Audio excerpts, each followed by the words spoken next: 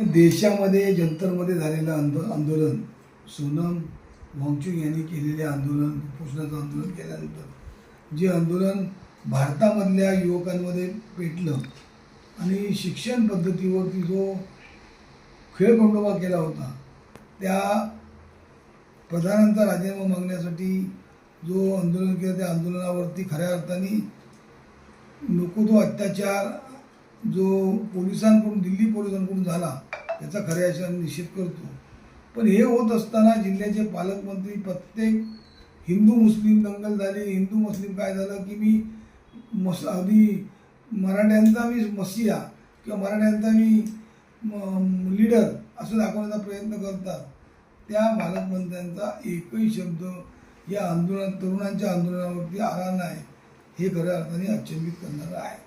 कारण तरुणांनी आपल्या हक्कासाठी, ज्या पुढच्या भावी पिढीला शिक्षण पद्धतीचा न्याय देण्यासाठी जे रस्त्यावर उतरले, ते तरुण हिंदू, मुस्लिम, शीख, ईसाई सर्व जाती धर्माचे एकत्र येऊन त्यांनी जाती धर्म विसरून देश आणि देशातला यंत्रणा ही ठीक करण्याचा प्रयत्न त्यांनी केला. त्याला खऱ्या अर्थाने त्याला यश मिळालं. प्रधानांनी राजीनामा दिला आणि यश मिळालं. असलं तरी जनतेला आणि लोकांच्या मनात त्या आंदोलनाबद्दल कुतूहल होतं. जनतेने जरी त्या आंदोलनात सहभागी झाले नसले, ते मनाने त्या आंदोलनात सहभागी झाले होते आणि सर्व जनतेचा त्याला पाठिंबा होता. याचाच अर्थ संपूर्ण भारतातली जनता या सत्ताधारी लोकांवरती कंटाळलेली आहे. महागाई आणि सर्व विषय जे आहेत, आज जे पेट्रोलमध्ये इथेनॉल मिक्सिंग हे सर्व जे चालू आहे, या विषयावरती जनता आता त्रस्त झालेली आहे.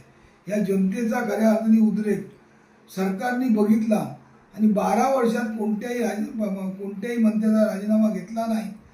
तो घ्यायला खऱ्या अर्थाने या तरुणांनी लावला. त्याचा खऱ्या अर्थाने या सत्ताधाऱ्यांना अपयश आहे आणि सत्ताधाऱ्यांना पुढची निवडणूक ही कठीण जाणारी आहे. एवढं सत्ताधाऱ्यांनी समजून द्यावं.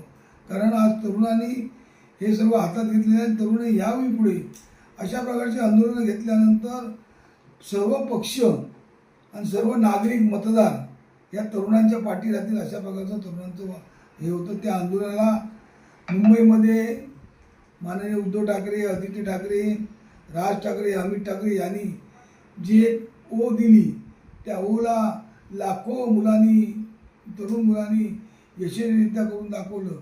ते खऱ्या अर्थाने सत्ताधाऱ्यांना चपराक देणारं आहे आणि पालकमंत्र्यासारखे जे भारतीय जनता पक्षाचे बोलके पोपट आहे, त्यांचा आवाज बंद करणार आहे. त्यामुळेच खऱ्या अर्थाने आवाज बंद केलेला आहे. आज जिल्ह्यामध्ये अणुऊर्जा प्रकल्प जो येतो आहे, तोही प्रकल्प बंद पाडण्यासाठी की तोही प्रकल्प हटवण्यासाठी जिल्ह्यातील तरुणांनी एकत्र येऊन हे आंदोलन केलं पाहिजे. या आंदोलनासाठी सर्व जिल्ह्यातले नागरिक, सर्व पक्ष, विरोधी पक्ष आणि सर्व असलेले मतदार त्या तरुणांच्या पाठी उभे राहतील, एवढं या ठिकाणी शंका नाही. त्यामुळे आज या ठिकाणचे असलेले सर्व सत्ताधारी पक्षाचे, पालकमंत्र्यांचे, खासदारांचे, आमदारांचे ज्या फसव्या घोषणा आता जनता त्या उघड करतील आणि जनतेला या सर्व घोषणेचा कंटाळा आलेला आहे.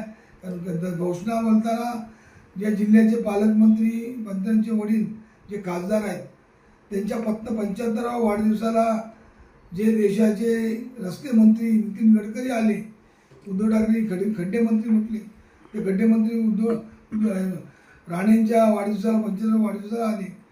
त्या वाढदिवसाविषयी बोलून गेले की मे महिन्यापर्यंत मी हा रस्ता पूर्ण करणार, पण मी रस्त्याच्या उद्घाटनाला येणार नाही. त्याचवेळी आम्ही समजून गेलो होतो की हा रस्ता मेपर्यंत होणार नाही आणि तो आज मेपर्यंत झालेला नाही आणि लोकांना रस्त्यातून खड्ड्यातूनच जावं लागतं आहे. ही दयनीय परिस्थिती जनतेने बघितलेली आहे.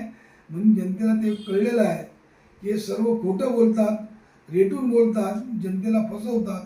या फसव्या लोकांना जनता काही दिवसात येणाऱ्या निवडणुकीत घरी बसवतील, यामध्ये मात्र शंका नाही.